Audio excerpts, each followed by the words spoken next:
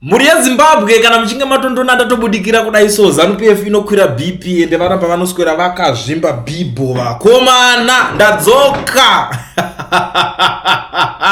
tobo takade kuseka zvigalanda bad news for Tagwirei, bad news for Mr. Mnangagwa and zvimwe zvigananda futi zvinenge zvichidawo kuzojoina zvina kumbira mushiko zvine zima streets emuHarare. You know what, every time ukandora chiuya suka chikuli and chine zvachoda kutaura because ina antu enyanga asina kuona ndienda tonzwisa. So what in the street pari kutotaurika panapa iko zvine businessman kuti Tagwirei was asked to leave a meeting of the Zanu PF Central Committee earlier today after Vice President Constantino Chiwenga said his co-option into the Central Committee had not followed procedure. Chiwenga had President Mnangagwa's backing according to sources. A source from the Tagwirei camp played down the incident, stating that Central Committee has ratified his participation first and it can't be done while he is present. Tagwirei Pamhanyiswa Central Committee ku Zanu PF ikoko panomhanywa munhu adza pamiro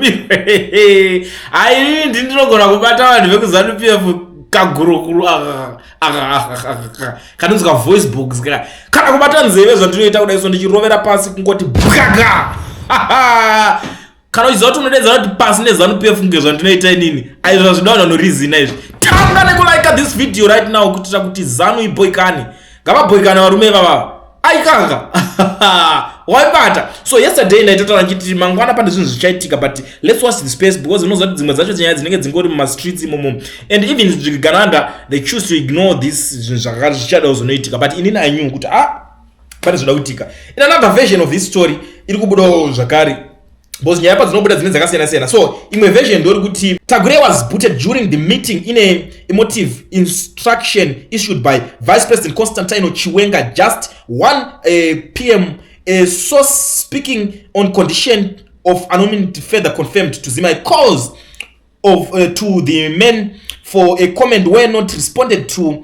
Calls to Central Committee members failed as they were still locked up. The incident happened a day after several his motor vehicle donations to members of Politburo were blocked yesterday by VP Chiwenga. The incident suggests a major rift, the first of its kind, visibly suggests that President Mnangagwa attempt to make Tagwirei a Central Committee member have been blocked as previously reported.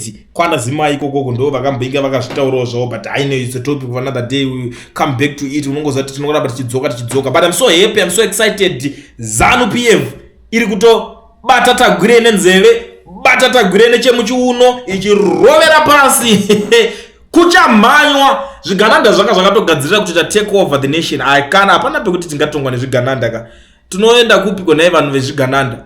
So nyaya iyi ndo matauriro eri kuita. So inini there is someone abuda achitaurawo nyaya dzake ino vanhu vacho handisowaziyeni panzi Chiwenga ari kugadzira new movement haina chekuita neM31 new movement haina chekuita handina kuzvinzwisisa. It's like handina kutombozvisa musoro. It's like because unongoziva kuti kuna mwana zviri easy kutaura kusina kuswera handizivi kuti vanhu vanenge vamwei kana kuti vapute chi ameno unongoziva kamwe kaaposto kaya kari kumhiri kwemakungwa kuchando kanenge kanakirwa nekudya zvinhu zvinonaka ikoko kakungotanga kungobvundudza vanhu kuti iwe mudhara iwewe unotiudza kuti ndirikina nemovement uri bhobo here mudhara iwewe right here chazviyazviwo but itori kuzha ina hangu handisodotanga ndirikuuya kuzonobatira nyaya iwe. Let's focus on the ball pane nyaya yakuda Tagwirei kumhanyiswa kwaitwa zviri legendary. I'm so excited, I'm so happy. Ngavadzingwe vakomana ivava taneta naTagwirei wedu tatoneta. Mudharageza anzwa unoziva kuti mudharageza anenge ane 3 maepisode akatedzana achitaura zvaTagwirei iwo Tagwirei anenge atoo 4. Mudhara mukuru akatanga ane energy wanzwa achiuya achibvirisa zvinochita katoti right voice ranga riri padenga but these days guys zvalolo yango right aneta nenyayani yaTagwirei iyoyo isusu vechidiki takutouyawo manje ameno tunoti chaneta here chatese but tanzwa Tagwirei chii chinombonzi Tagwirei ichocho ndo patiri kuti I think we are sick and tired nemacharacters akaita sewaya ana Tagwirei arimbodeko ngaite zvemabusiness hazvisi enough here zvekuita mabusiness zvega izvozvo because pane imwe nyaya yekuti tinongouya panapa takutongosikura tichisimbisana kuti Tagwirei azodaiso. I think ndo pango panonakidza nyaya yekuti VP Chiwenga vazongopedza sport ka 1 because vanenge vaona kuti vanhu ivava vanzwe Chigananda Pro Max ka anzwe unoti ha uyu ngabve panapa ndo nyaya dzinenge dzatoonekira and it's better zvinonakidza izvo ngonzi ayo ngabude panapa chimhanya wakumalaka right. Timboona kuti vari kuti kudii vaZimbabwe ndikuona happy faces everywhere. Big up VP Chiwenga wherever you are. Wagona mdara naso wambeta kuti maZimbabwe zvambosekawo zviri nane mani kuti Pamhanyiswa Chigananda ka 1 right. Munhu anga akatoomesa bhachi rine face yaMnangagwa wanza anga akatosonesa awe azoti anga akaomesa munhu anga azonesa bhachi unonga unorikanda panze unorasa bhachi roro auipfeke futi face yaMnangagwa yo pazvimabhachi izvozvo. I'm telling you right. Dzakwira mutarara dzave tsono damba kutoita munyamutimba kale ayaya ndatadza kunzwisisa sorry but this language I don't know kuti ya ipi but apa ndatadza apa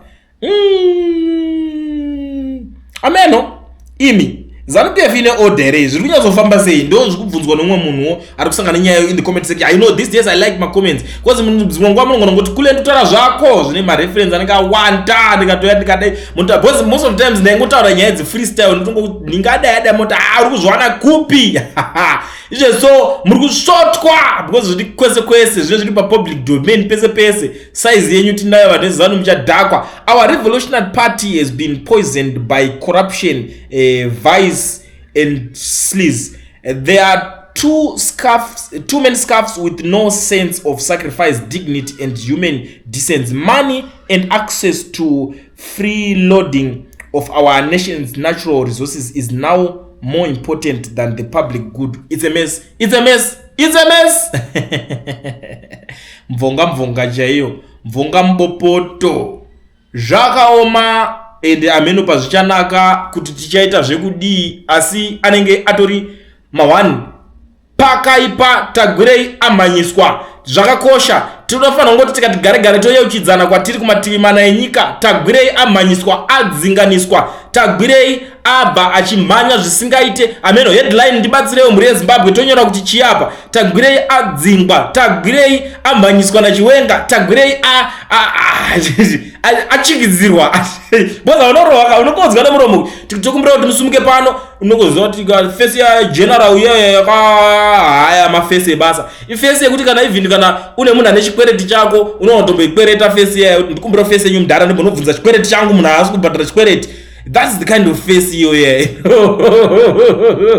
Face yekuti likati bata munhu nenzeve usumudze mudenga bata Zanu kunongodai so kungoregedzera ka 1 zvinochikoka udyu zvichienda zvakadai so this is the situation yatinayo right now yatiri kutambira muri yeZimbabwe. I'm so excited, I'm so happy ngazvirambe zvakadaro inde mababa mune mufaro tiri kungoti bora mberi ngazvikavirwe. You know I think zvakuita ka coincidence because mutarageza anatuma zuva abva kutauraka zvakuita zvichimeka hatingati sense chete zviri kumeka ka dollar izvi.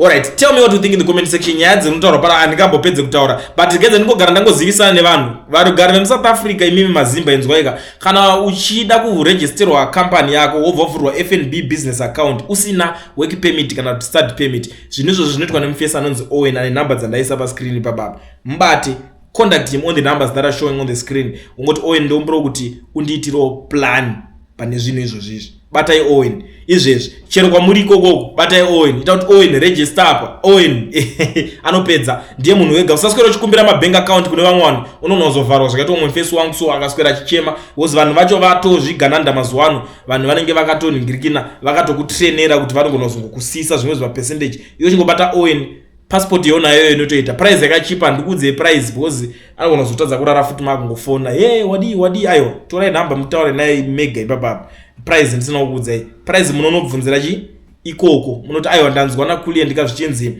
it's affordable ndapi ma promotions amuri kuitira kune vaisusu vari muSouth Africa because kana uri muSouth Africa zviri cheaper zvine kamwe ka promotion kaari kupa kana uri outside South Africa unokwanisa kuitirwa but ipapo ndo pasati paitwa ka promotion but it's affordable and Owen wacho he is reliable.